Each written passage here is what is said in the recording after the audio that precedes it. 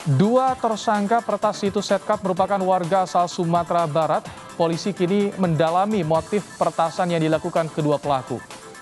Peretasan terhadap situs Setcap dilakukan dengan mengubah tampilan halaman muka.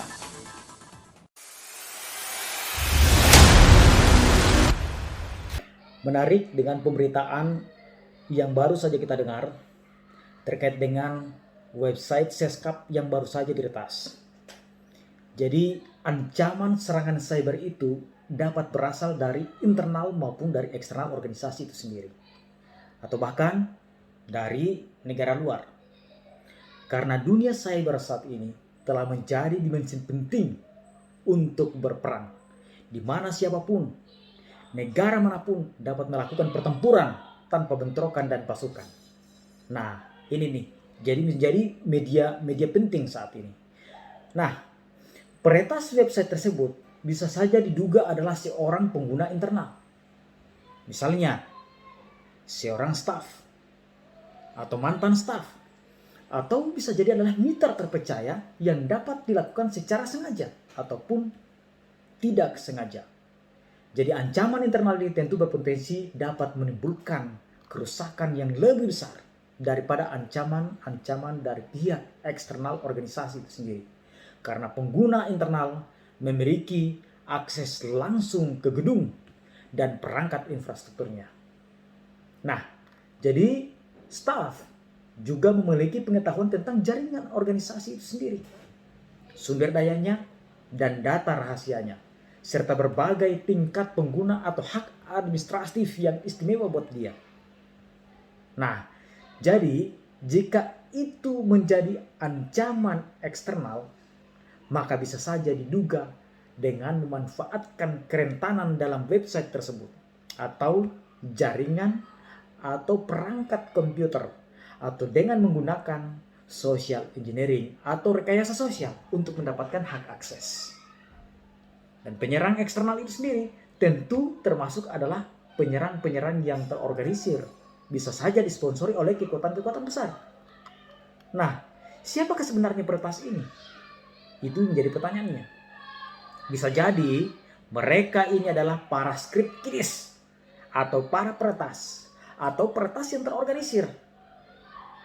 Tinggal dilihat saja sejauh mana kerugian yang dihadapi. Seperti diketahui bahwa halaman situs Setcap yang telah diretas tersebut dan diubah tampilan webnya menjadi deface. Nah, setelah di deface, kemungkinan ini dapat menimbulkan kerugian-kerugian. Nah, seperti ini sering terjadi. Dan ini bisa saja tergolong dengan yang dinamakan adalah hacker-hacker yang terorganisir atau disebut dengan hacktivis. Yakni adalah mereka-mereka yang memiliki wadah, yang membuat pernyataan-pernyataan untuk menciptakan isu-isu terkini dan mempublikasikannya pada beranda situs web tersebut yang sudah diambil alih atau di deface. Atau mungkin bisa jadi adalah para script kiddies dengan usia belasan tahun, seperti pemberitaan yang telah diberitakan sebelum-sebelumnya. Dan ataukah mereka adalah para peretas topi hitam dengan memanfaatkan celah-celah yang ada. Nah, berdasarkan investigasi dan kehandalan polisi saat ini, pada akhirnya tertangkap juga. Dilakukan penangkapan terhadap 2 orang pelaku peretasan laman website Setcap RI yang dilakukan di wilayah hukum Polda Sumatera Barat. Mereka memang mungkin menggunakan alat bantu, namun hasilnya tetap juga destruktif, dapat menimbulkan kerusakan-kerusakan. Nah, jadi keamanan bukan hanya sebuah produk, tetapi sebuah proses.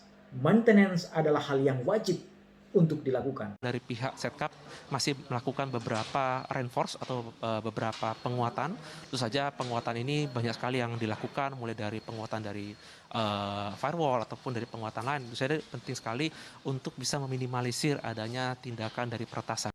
Dual control, selain menggunakan firewall sebagai benteng, tentu juga Intrusion Prevention System atau IPS mampu memblokir atau menolak lalu lintas yang terdeteksi sebagai penyusup secara real time.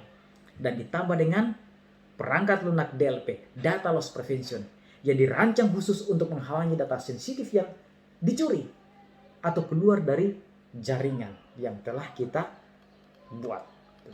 Pada dasarnya, secanggih apapun tindakan-tindakan kriminal, tindakan-tindakan cybercrime itu ternyata pada akhirnya juga bisa ditangani. Walaupun juga diakui banyak aktivitas cybercrime yang ternyata juga belum bisa ditangani. Namun pada prinsipnya kejahatan pasti meninggalkan jejak. Lebih baik mencegah daripada mengobati. Karena hal ini bisa saja terjadi pada organisasi Anda di mana tempat Anda bekerja. Namun kadang butuh biaya besar dan paling utama adalah dukungan manajemen puncak dalam penanganan cyber security.